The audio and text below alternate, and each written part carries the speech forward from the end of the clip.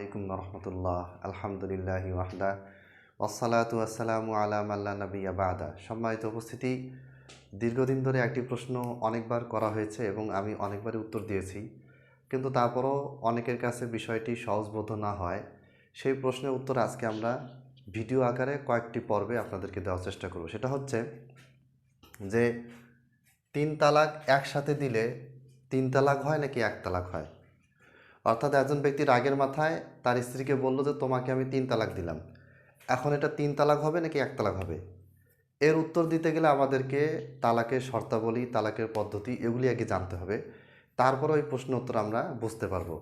তো ওই প্রশ্ন উত্তর বোঝার জন্য বেসিক কিছু নলেজ বা জ্ঞান আমাদেরকে থাকতে হবে, যে জিনিসগুলি আজকে আমি দেখানোর চেষ্টা করব। এবং আজকে এটা হচ্ছে প্রথম পর্ব।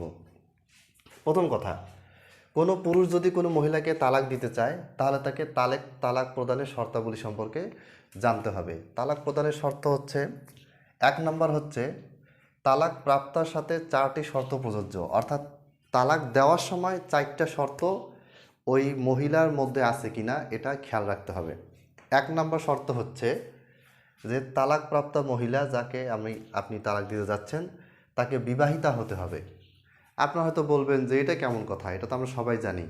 না, কিছু কিছু ফতোয়া এরকম আছে যে কোনো ব্যক্তি যদি বিয়ের পূর্বে তার যেই মেয়ের সাথে তার বিয়ে হবে সেই মেয়েকে যদি সে বলে, ধরেন আবদুল্লাহ নামক একজন ছেলে তার আয়েশা নামক একটা মেয়ের সাথে তার বিয়ে হতে যাচ্ছে, আজকে রাত 12টার সময় তাদের বিয়ে সম্পন্ন হবে।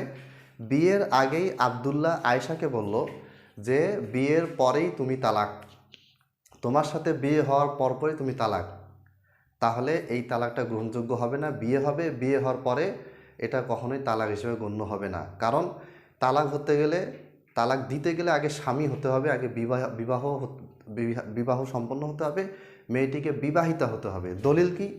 দলিল সূরা আহজাবের 33 নম্বর সূরা 49 নম্বর আয়াত। আল্লাহ তাআলা বলেছেন, ইয়া আইয়ুহাল্লাযীনা আমানু, হে ঈমানদারগণ, ইজা নাকাহতুমুল মুমিনাত, যখন তোমরা মুমিনাদেরকে বিয়ে করো, সুম্মা তাল্লাকতুমুহুন্না, অথবা যখন তাদেরকে তোমরা তালাক দাও, ক্বাবলা আন তামাসসুহুন্না, তাদেরকে স্পর্শ করার পূর্বে, ফামা লাকুম আলাইহিন্না মিন ইদ্দা, তখন ওই মেয়েদের কোনো, তালাকপ্রাপ্ত মেয়েদের কোনো ইদ্যত নেই।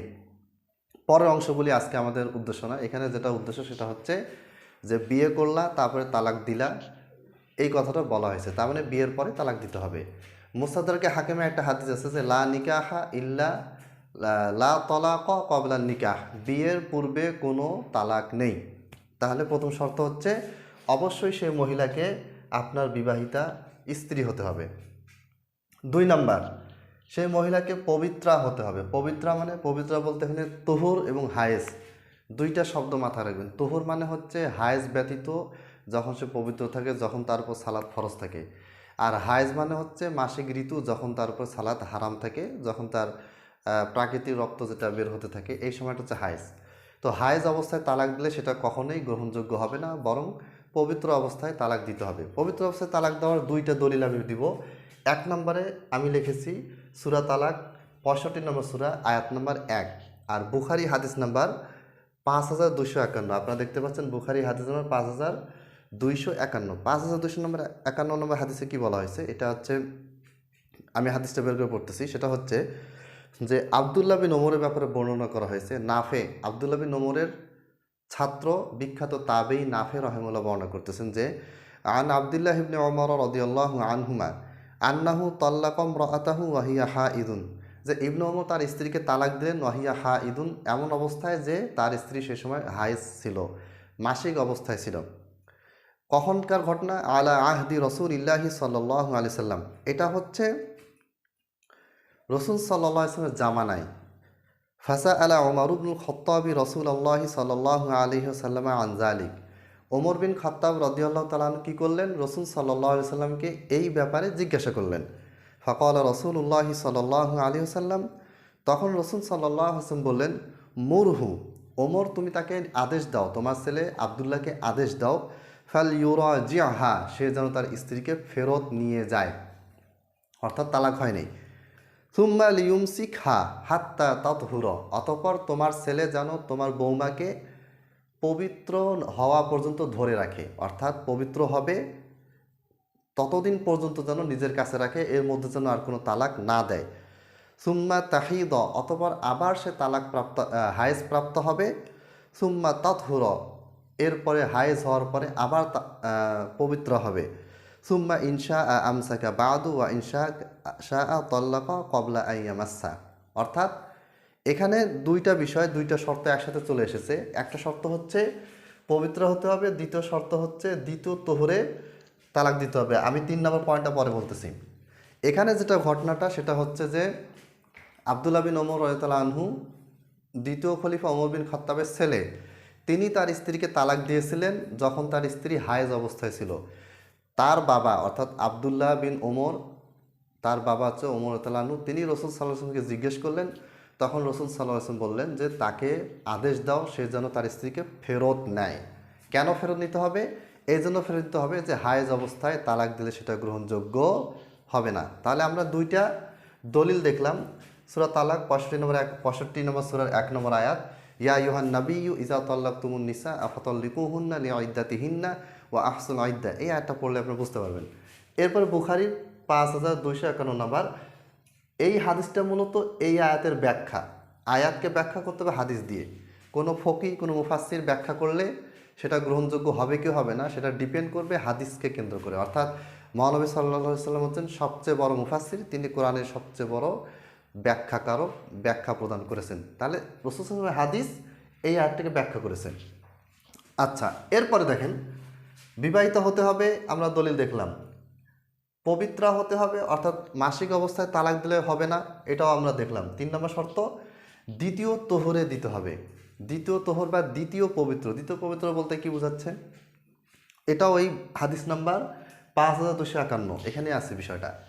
আমি সংক্ষেপে বলি। সেটা হচ্ছে, ধরেন আবদুল্লাহ নামের একজন ব্যক্তি আয়েশা নামক একজন মহিলা যে তার স্ত্রী, উদাহরণস্বরূপ, কারো নামের সাথে মিলে গেলে দয়া করে কিছু মনে নেবেন না। জানুয়ারি মাসে 1 থেকে 5 তারিখ আয়েশার মাসিক ঋতু চলমান ছিল, আর এই 1 থেকে 5 তারিখের মধ্যেই আবদুল্লাহ আয়েশাকে তালাক দিয়েছে।